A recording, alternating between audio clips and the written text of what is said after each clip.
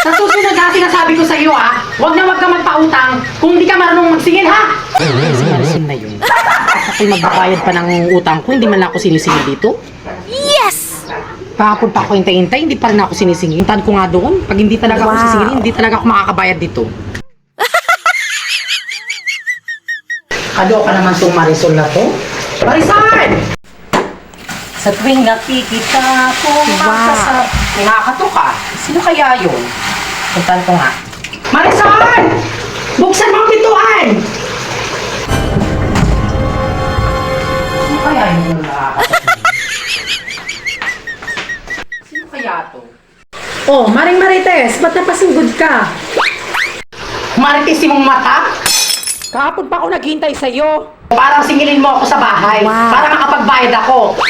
Eh wala ka kasi dun, Mari. Pumunta ako sa bahay niyo dun kahapon. Wala ka eh. Eh sino nagsabi? Nagbabantay lang naman ako ng alaga kong bayawak. Eh sino pa nagsabi? Di si Chupain. Wala ka daw doon. Sa susunod ha, sinasabi ko sa iyo ha, wag ka magpautang